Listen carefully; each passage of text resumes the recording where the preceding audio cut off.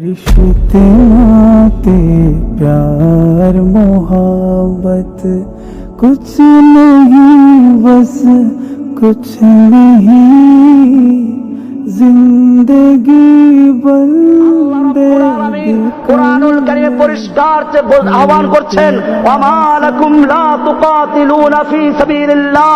এ মুসলিম যুবকেরা, তোমাদের কি হয়েছে? লা তুকাতিলুনা ফি সাবিলিল্লাহ, তোমরা আল্লাহর রাস্তায় লড়াই করছো না, যুদ্ধ করছো না। ওয়াল মুস্তাদআফিনা মিনার রিজালি ওয়ান নিসাই ওয়াল বিলদান, অথচ অসহায় বুড়া মানুষেরা, শিশুরা, নারীরা ফরিয়াদ করে বলছে রব্বানা রব্বানা আখরিজনা মিন হাযিহিল ক্বরিয়াতিজ যালিমা আহলুহা, হে আমাদের রব, আমাদেরকে জালিম অধ্যুষিত জনপদ থেকে রক্ষা করো।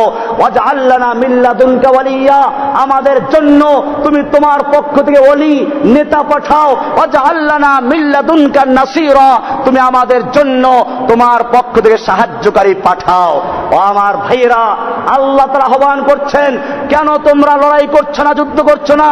অথচ আফগানিস্তান থেকে, কাশ্মীর থেকে, আরাকান থেকে, ফিলিস্তিন থেকে, ইরাক থেকে, চতুর্দিক থেকে অসহায় শিশু, নারীরা ফরিয়াদ করছে, আল্লাহ আমাদেরকে বাঁচাবার জন্য, জালিমদের থেকে রক্ষা করার জন্য আমাদেরকে নেতা পাঠাও, আমাদেরকে সাহায্যকারী পাঠাও। সেই সাহায্যকারী হবে কারা? তোমাদের কি হতে হবে? ফির তুঝে একবার করনি है जहां की रहबरी, उठ खुदा के नाम लेकर फिर आलम बरदार बान।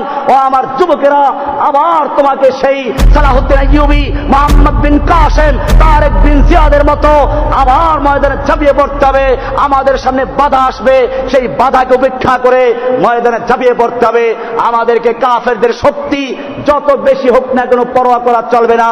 আল্লাহর নবীর সাহাবীদের কাছে খবর দেওয়া হলো, ইন্নান নাস কাদ জামাউ লাকুম ফাখশাউহুম, তোমাদের বিরুদ্ধে বিশাল সেনা সমাবেশ ঘটানো হয়েছে, অনেক বিশাল শত্রু সৈন্য জমা হয়েছে, খবরদার ভয় করো।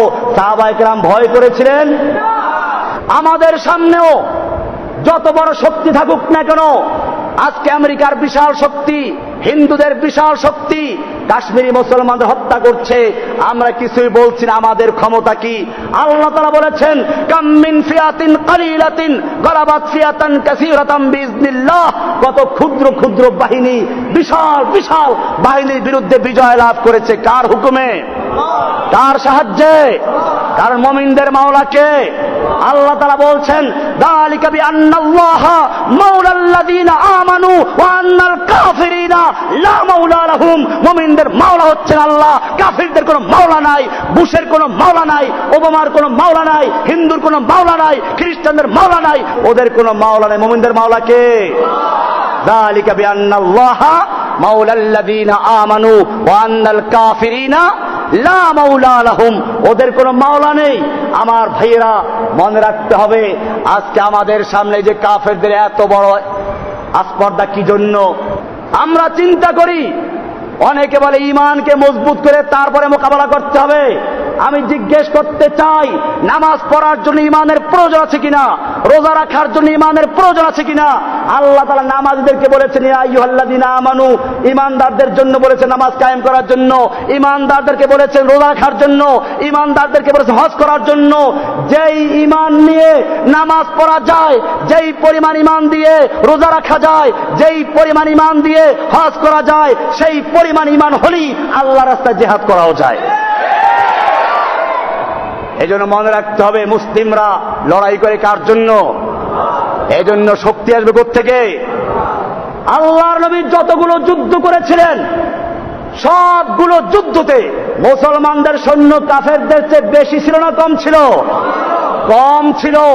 একটা যুদ্ধে খালি বেশি ছিল, হুনাইনের যুদ্ধে। সেই যুদ্ধে মুসলিমরা মার খেয়েছিল। কি হয়েছিল? প্রথম দিকে মার খেয়েছিল। আল্লাহ কোরআনে বলেছেন, ওয়ায়াউমা হুনাইনিন ইয আ'জাবাতকুম কাসরাতুকুম, তোমাদের সংখ্যাধিক্যতা যখন তোমাদের কাছে খুব অহংকারের কারণ হয়েছিল, তোমাদের কাছে খুব ভালো লেগেছিল, তখন আল্লাহ তাআলা তোমাদের সেইটা কোনো উপকার আসে নাই।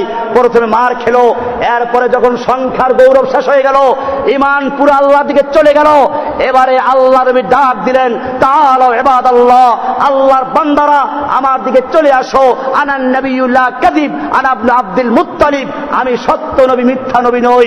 এবারে যখন নবীর কাছে চলে আসলো, সংখ্যার কোনো বড়াই নাই, অস্ত্রের বড়াই নাই, আল্লাহর নুসরতের বড়াই আছে।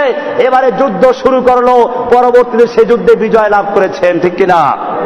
আল্লাহ সুবহানাহু ওয়া তাআলা কোরআনুল কারীমে আরো বলেছেন সূরা তাওবার 29 নম্বর আয়াতে, কাতিলুল লাযীনা লা ইউমিনুনা বিল্লাহি ওয়ালা বিল ইয়াউমিল আখির, তোমরা লড়াই করো, যুদ্ধ করো ওই সমস্ত লোকদের বিরুদ্ধে যারা আল্লাহর উপর ঈমান রাখে না, ওয়ালা বিল ইয়াউমিল আখিরে, ইয়াউমুল আখিরে ঈমান রাখে না, পরকালে বিশ্বাস করে না, ওয়ালা ইউহাররিমুনা মা হাররামাল্লাহু ওয়া রাসূলুহু, এবং আল্লাহ এবং আল্লাহর রাসূল যা হারাম করেছেন সেইগুলোকে যারা হারাম বিশ্বাস করে না, ওয়ালা ইয়াদিনুনা দীনাল হককে, যারা আল্লাহর দ্বীনে হককে দ্বীনে হক বলে বিশ্বাস করে না, আল্লাহর দেওয়া জীবন ব্যবস্থাকে যারা জীবন ব্যবস্থা হিসেবে মানে না, তারা গণতন্ত্র, সমাজতন্ত্র, রাজতন্ত্র আর বিভিন্ন ধর্মের দিকে ঝুঁকে যায়, আল্লাহর দেওয়া দ্বীনে হককে দ্বীনে হক বলে বিশ্বাস করে না, তোমরা ওদের বিরুদ্ধে লড়াই করতে থাকো। সূরা তাওবার 29 নম্বর আয়াত। এমনি ভাবে আল্লাহ সুবহানাহু ওয়া তাআলা কোরআনুল কারীমের সূরা হজের 39 নম্বরে বলছেন, উযিনাল্লাযীনা ইউকাতালুনা বিআন্নাহুম যুলিমু ওয়া ইন্নাল্লাহা আলা নাসরিহিম লাকাদির, নিশ্চয়ই যাদের বিরুদ্ধে লড়াই করা হচ্ছে, যাদের বাড়িঘর ভেঙে দেওয়া হচ্ছে, যাদের শিশুদেরকে হত্যা করা হচ্ছে, তাদের জন্য লড়াই করার অনুমতি দেওয়া হয়েছে, কারণ তাদের উপর অত্যাচার করা হয়েছে, জুলুম করা হয়েছে। আল্লাহ তাআলা তারপরে বলছেন, ওয়া ইন্নাল্লাহা আলা নাসরিহিম লাকাদির, নিশ্চয় আল্লাহ তাআলা তাদেরকে সাহায্য করার জন্য ক্ষমতা রাখেন, আল্লাহ তাআলা তাদের সাহায্য করবেন।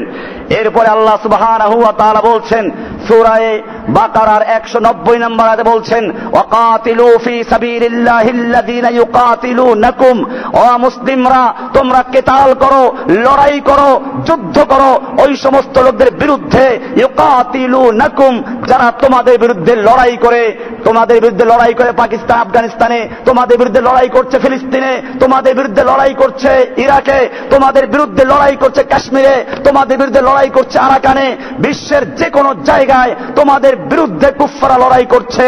ওয়াকাতিলু ফি সাবিলিল্লাহি, তোমরা আল্লাহর রাস্তায় লড়াই করো, যুদ্ধ করো, আল্লাযীনা ইউকাতিলুনাকুম, যারা তোমাদের বিরুদ্ধে যুদ্ধ করছে তাদের সঙ্গে, ওয়ালা তা'তাদু, আল্লাহ তাআলা যুদ্ধের হুকুম দিয়ে আবার এই কথা বলছেন, ওয়ালা তা'তাদু, খবরদার তোমরা সীমা লঙ্ঘন করো না, ওদের শিশুদেরকে হত্যা করবে না, ওদের নারীদেরকে, অসহায় লোকদেরকে হত্যা করবে না, বুড়া মানুষদেরকে হত্যা করবে না।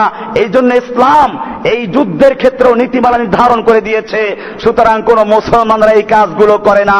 বোঝা গেল মুসলমানদের নাম দিয়ে এই কাফের গোষ্ঠী, ইহুদি গোষ্ঠী মুসলমানদের নাম দিয়ে ওরা শিশুদের উপর আক্রমণ করে, বাচ্চাদের উপর আক্রমণ করে, নারীদেরকে হত্যা করে, এরপরে আবার নাম দেয় মুসলমানদের নাম। এজন্য মুসলিমদেরকে সাবধান হতে হবে। আল্লাহ সুবহানাহু ওয়া তাআলা এখানে বলে দিয়েছেন, ওয়ালা তা'তাদু, সুতরাং কোন মুসলিম এরকম কাজ করতে পারে না। এরপরে আল্লাহ তাআলা বলছেন, ইনফিরু খিফাফান ওয়া সিকালা ওয়া জাহিদু বিআমওয়ালিকুম ওয়া আনফুসিকুম ফি সাবিলিল্লাহি। সূরা তাওবার 41 নম্বর আয়াতে আল্লাহ বলছেন, ইনফিরু খিফাফান ওয়া সিকালা, তুমি হালকা হও, ভারী হও, বের হয়ে পড়ো, আল্লাহর রাস্তায় যুদ্ধ করার জন্য বেরিয়ে যাও। ওয়া জাহিদু বিআমওয়ালিকুম ওয়া আনফুসিকুম, তোমরা আল্লাহর রাস্তায় জান এবং মাল দিয়ে লড়াই করো। যালিকুম খায়রুল লাকুম, এটাই তোমাদের জন্য উত্তম। ইন কুনতুম তা'লামুন, যদি তোমরা বুঝো। এখানে বলা হয়েছে ইনফিরু খিফাফান ওয়া সিকালা, খিফাফান হালকা হও, সিকালান ভারী হও। খিফাফান তুমি যুবক হও, সিকালান তুমি বুড়া হও।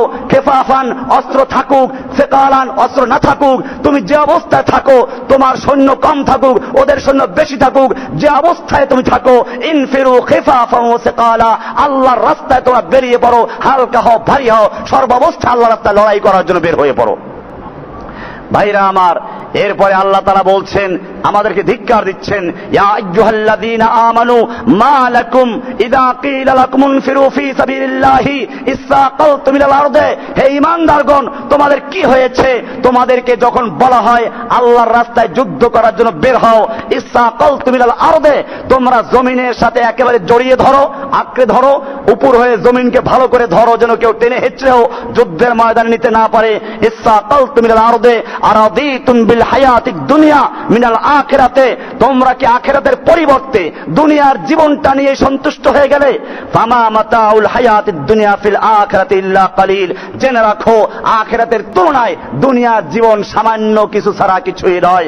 এরপরে আল্লাহ বলছেন ইল্লা তানফিরু, জেনে রাখো তোমরা যদি আল্লাহর রাস্তায় যুদ্ধ করতে বের না হও, লড়াই না করো, ইউআযিবকুম আযাবান আলীমা, আল্লাহ তোমাদেরকে কষ্টদায়ক মর্মন্তুদ শাস্তি দিয়ে দুনিয়াতে বিদায় করবেন। এরপরে ওয়ায়াস্তাবদিল কওমান গায়রাকুম, আল্লাহ তোমাদের পরিবর্তে অন্য আরেকটা জাতিকে সৃষ্টি করবেন, অন্য জাতিকে ইসলাম গ্রহণ করাবেন, তাদেরকে তোমাদের স্থলাভিষিক্ত করবেন। এরপরে জেনে রাখো ওয়ালা তাদুররুহু শাইআ, তোমরা আল্লাহর কোনো ক্ষতি করতে পারবে না। আল্লাহু আলা কুল্লি শাইইন কাদির, আল্লাহ তাআলা সব কিছু করার ক্ষমতা রাখেন। কাজে তোমরা যদি জিহাদকে ভুলে যাও, তোমরা যদি নিজের সন্তান স্ত্রীদেরকে বসে আরাম করতে থাকো, আল্লাহর দ্বীন যদি ভুলুণ্ঠিত হয়ে যায়, আল্লাহর দ্বীন যদি ধ্বংস করা হয়, তাহলে জেনে রাখো আল্লাহ তোমাদেরকে ধ্বংস করে তোমাদের পরিবর্তে অন্য জাতি সৃষ্টি করবেন এবং তাদেরকে আল্লাহ তাআলা দ্বীনের জন্য জিহাদ করার তৌফিক দিবেন। আজকে বুখারী শরীফ যেই দেশে বসে লেখা হয়েছিল সেখানে ইসলাম নেই, আমাদেরকে জন্য আবার তৈরি হতে হবে। সেজন্য আমি কোরআনুল কারীমের একটা আয়াত দিয়ে আপনাদেরকে ইঙ্গিত করছি। আল্লাহ তাআলা বলছেন ইয়া আইয়ুহাল্লাযীনা আমানু, হে ঈমানদারগণ, মাইয়ারতাদ্দা মিনকুম আন দীনিহি, তোমাদের মধ্য থেকে যে কেউ মুরতাদ হয়ে যায়, তোমরা যদি দ্বীনকে ছেড়ে দাও তাতে আল্লাহর কিছু আসে যায় না। জেনে রাখো ফাসাউফা ইয়াতিল্লাহু বিকওম, আল্লাহ তাআলা অচিরেই এমন এক জাতি সৃষ্টি করবেন তোমাদেরকে ধ্বংস করে দিয়ে, তোমাদেরকে গজব দিয়ে, তোমাদেরকে শেষ করে দিয়ে এমন এক জাতি তৈরি করবেন ইয়াতিল্লাহু বিকওম ইউহিব্বুহুম ওয়া ইউহিব্বুনাহু, যাদেরকে আল্লাহ নিজে ভালোবাসবেন আর তারাও আল্লাহকে ভালোবাসবে। আজিল্লাতিন আলাল মুমিনিন, যারা মুমিনদের প্রতি হবে বিনয়ী, আইজ্জাতিন আলাল কাফিরিন, কাফেরদের প্রতি কঠোর। ইউজাহিদুনা ফি সাবিলিল্লাহ, এমন লোকদেরকে তৈরি করবেন যারা আল্লাহর রাস্তায় লড়াই করবে। ওয়ালা ইয়াখাফুনা লাওমাতা লাইম, তারা কোন তিরস্কারকারী, কোন নিন্দুকের নিন্দা, কে নিন্দা করলো, কে সন্ত্রাসী বললো, কে জঙ্গিবাদী বললো, তার পরোয়া করবে না, তারা আল্লাহর রাস্তায় লড়াই চালিয়ে যাবে। আমার ভাইয়েরা, আল্লাহ সুবহানাহু ওয়া তাআলা আমাদেরকে আহ্বান করেছেন, আমরা সে আহ্বানের সাড়া দিতে তৈরি আছি ইনশাআল্লাহ। আমাদের মনে রাখতে হবে এই জমিনে আবার যদি আমরা সোচ্চার হতে পারি, 3 লক্ষ মসজিদ রয়েছে যেখানে, হাজার হাজার লক্ষ লক্ষ মাদ্রাসা রয়েছে, এই সব আলেমরা, সব ইমামরা যদি একটা দাবি নিয়ে আমরা মাঠে নামতে পারি, এই দেশ মুসলিমদের দেশ, এখানে কোরআনের বিধান চলবে, রাসূলের সুন্নাত থাকবে, এই দেশে মূর্তি থাকবে না, মাজার থাকবে না, এই দেশের রাস্তার মোড়ে মোড়ে, স্কুলের মোড়ে মোড়ে মূর্তি চলতে পারে না, তাহলে দূর করা সম্ভব কিনা? আল্লাহ সুবহানাহু ওয়া তাআলা আমাদের সকলকে বিষয়গুলোকে বুঝার এবং আমল করার তৌফিক দান করুন। আসসালামু আলাইকুম ওয়া রাহমাতুল্লাহি ওয়া বারাকাতুহু।